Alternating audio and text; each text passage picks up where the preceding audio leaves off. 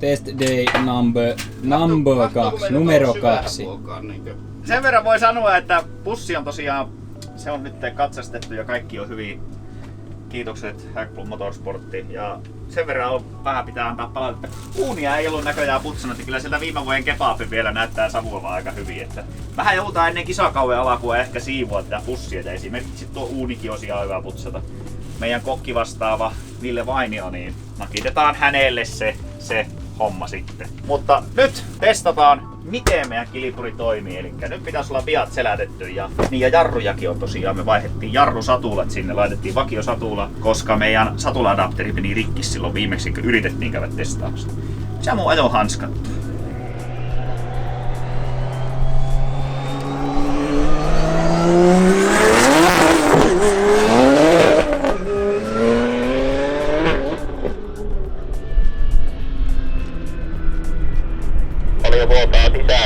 niin jostakin tätä savua, niin jossakin vaiheessa voitaisiin laittaa GoProon kuvaahan meitä, niin näkee, että mistä ne sitten tulee, eli tuohon tuulilasiin ja kuvaahan niinku taaksepäin. Pitäis kai jää vaikka skuutilla tai jollakin, niin tuonne keskelle rataa jonkun kuuntelee vähän. Arto kysy. Car Vertical hausta kuule katoin täällä tämmösen Mercedes-Benz S-Class, elikkä miten sitä voi sanoa, porvarikyytiä olisi tarjolla. Täällä on 2017 kylläkin vaan tapahtunut tämmönen kylkee ajo tässä autossa ja eihän se ole mukava, kun sä astut tommosen ministeritason Mersu, että siinä on kolaroitu sillä taustalla. Komian näköinen sit on kyllä tehty, siihen on taittu päivittää vaikka mitä tähän autoon, mutta on hieno, mutta auton historiasta löytyy kolarihistoria, eli muistakaa aina kun olette ostamassa autoa, että teitä kiinnostaa auton historia, niin käyttää koodia Motorsport, se jeesaa meitä ja te saatte 20% alennusta hauista. Niin sieltä näkee auton historiaa. Tyylikäs Mersu on kyllä nykyään, mutta kyllä tuo hintaan pitää vaikuttaa, että sillä on tuommoinen kolarointi taustalla. Videon lisätiedosta löytyy myös linkki, joka aktivoitti sen 20% koodin käyttö. Muistakaa käyttää koodi.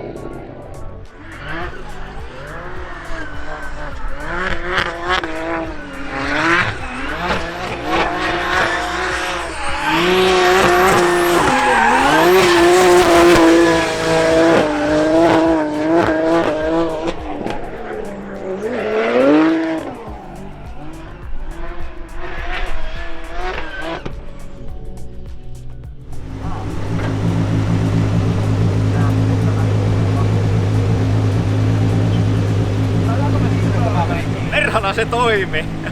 Aivan vitsi, tosi makia. 60% vaan kaasua lipsutelee. Voimaa on tosi hyvin ja reagoitte tosi hyvin. On opetteleminen siihen, kuin herkkä tuo auto on niin tälle kääntymiselle. Eli se lähtee tosi se on tosi napakka kyllä tuohon ohjaukseen. Meillä on 07 käsijarrusylinteri ja meillä on vakiojarrupalat ja vakiosatulat, niin mä en saanut rengasta ollenkaan lukkoon tuolla. Niin me vaihdetaan nyt 0625 käsijarrusylykkä ja toivotaan, että se rupeaa sillä toimii. Arto tarkistaa nyt kaikki jutut tuolta logista, että siellä on kaikki ok. Mä testasin aina yhden kerran sillä lailla, että mä en mennyt rajoittelemaan ajoin niin kuin mä haluan. Ja seuraava vejo mä otin sillä lailla, että mä painoin reilusti kaasua, eli vein rajoittajalle sitä yli. Mutta nyt ruvetaan vaihtaa käsijarrusylykkä.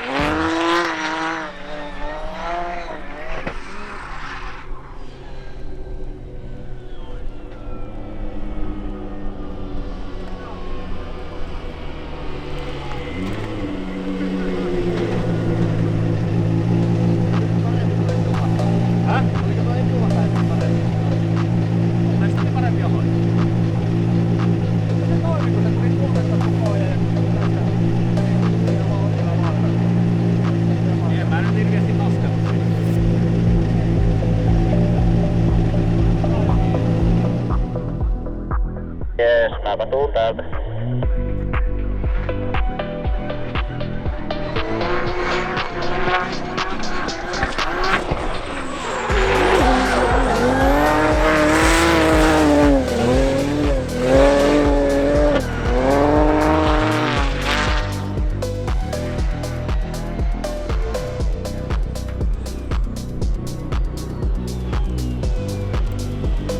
Vakaajaa keulasta vähän löysemmälle.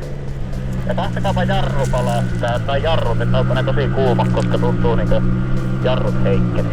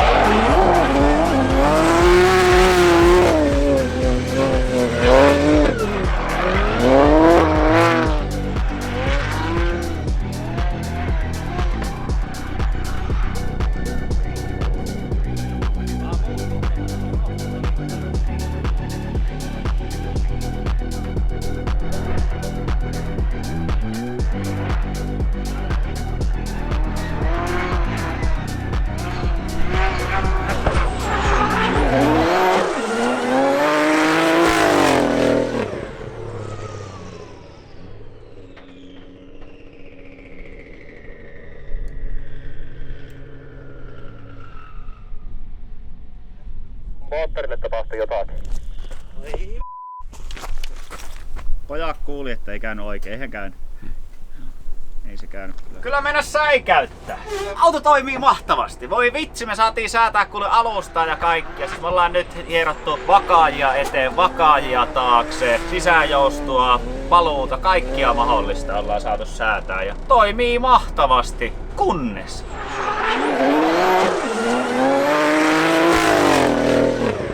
Katos yksi pyttypelistä.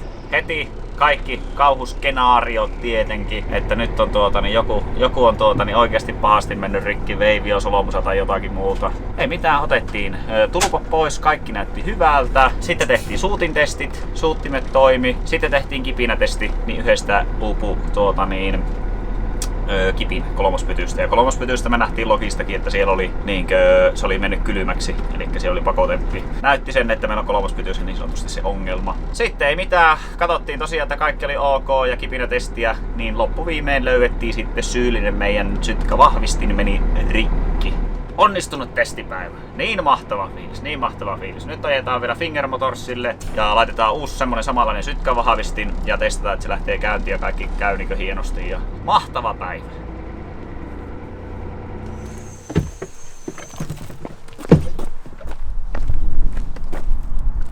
Uuni on rikki, se ei sammuta ollenkaan sitä lämmitystä, vaikka laittaa 50 astetta, niin se polttaa pizzat ja ihan niinku sillä olisi joku pyrötoiminta päällä.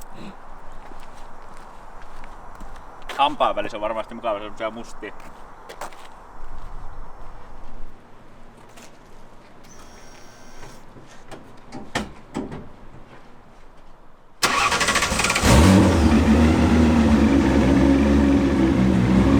No niin, vielä halutaan varmistaa, kun se sytkävahvistin vaihdettiin, että siellä on niin latausaika näkyy, niin pojat ottaa oskiloskoopilla tällä hetkellä kattoo sitä. Eli ne näkee puolen latausta ja siitä. Pystyykö sitten näyttää, mitä sillä on? Täällä on tämmönen käyrä vaan. Elikkä siinäkö näkyy puolen latausaika? Joo. Ja mitä te ottaa virtaa? Okei. Elikkä sillä päästään, saadaan sitten varmuus, että siellä ei ole mitään ihmeellistä.